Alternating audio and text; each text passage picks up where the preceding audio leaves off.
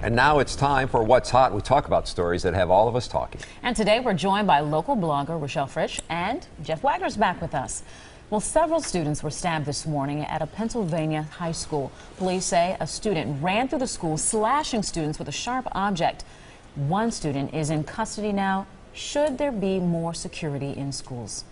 You know, I think it's a valid question, but I think there's a bigger question in this. We're talking about security at schools because this type of thing is becoming way too common, and as a mom, it's my nightmare. I think the thing we need to be talking about is mental health, particularly among adolescents and teens. When you look at the statistics of kids that are 9 years old to 17, 21% are suffering with a diagnosable mental illness.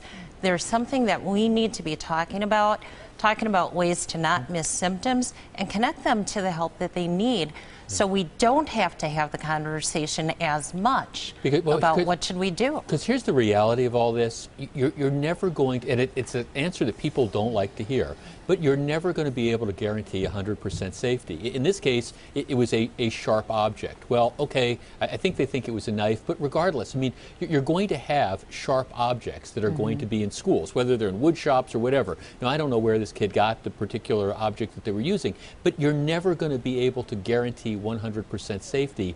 That's why, in some respects, we're always going to end up being reactive in cases like this, and why we're always going to have these stories as long as there's people out here, to your point, Rochelle, who are willing to do this type of stuff, who are disturbed or whatever. What motivates somebody to do this, for goodness sakes? Well, and as I said, it's mental illness.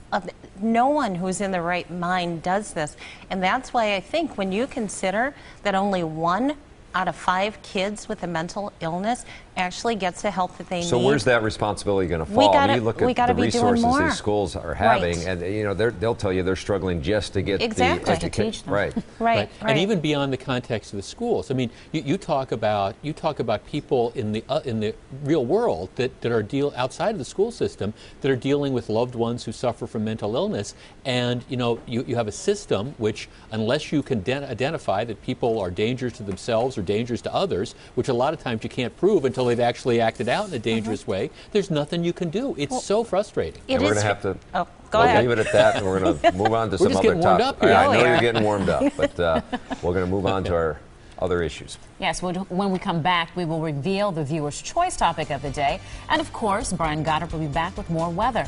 Beautiful. We'll get you off the hot seat, and we'll talk about our viewer's choice topic of the day. Again, we're joined by Rochelle Fritsch and Jeff Wagner. No, I want to talk about why I know you are. I know. I saw you shaking your head. I know you. Wagner. I am trying to help my co-anchor get out of the hot seat. All right, it's the truth, but I'm telling you, it's not that bad. All right, let's go to the viewer's choice topic today. Some schools are turning away from report cards that focus on letter grades. One superintendent said traditional report cards are ineffective in communicating to parents where their children are in learning, and should schools then ditch the report cards? I know, Jeff, your head's probably going to explode on this one. Yeah, right, because, exactly. No, because you have to have some way of objectively measuring success and progress, and maybe even comparing it to other people. Now, I have no problem if, in addition to having the B or the C or the D or whatever, you also develop, a dialogue or commentary to say why the child got the B or the C or the A or whatever. But just to ditch the letter grades or the numerical grades, I'm not with it. Rochelle? I'm totally with Jeff. And it's for a couple of reasons. The first reason is that I'm old school. I don't understand excels. What does excels mean? Is it an A plus? Is it an A minus? Is she excelling for her? I mean, what does this mean? I need some concrete evidence. Now, what they're proposing is to move from the grades into, as Jeff is talking about, a more communicative thing. So there's no surprises. You realize what your kid's learning and what they're not learning. And I think that's great. But to me, it encourages helicopter parenting. Yeah. I need my child to be able to go to school, to do what she's supposed to do, and if there are consequences, if it's not right, then we got to learn those consequences and learn the lesson.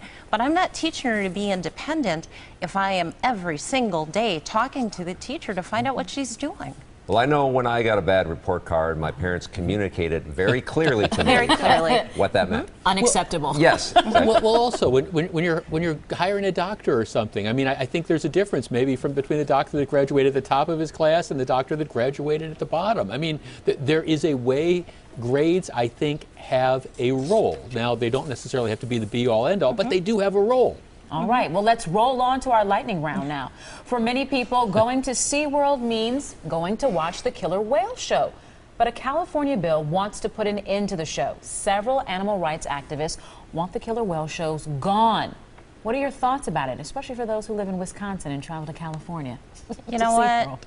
I've been to the SeaWorld in Florida many years ago, and we watched Shamu, totally got splashed, and it was really entertaining. But the thing in the back of my head was kind of like, there's something wrong with that. An animal of that size shouldn't be penned up made to splash around and entertain us. There's going to be something bad that happens. And I've seen the movie Blackfish, and that's kind of where this movement came out of.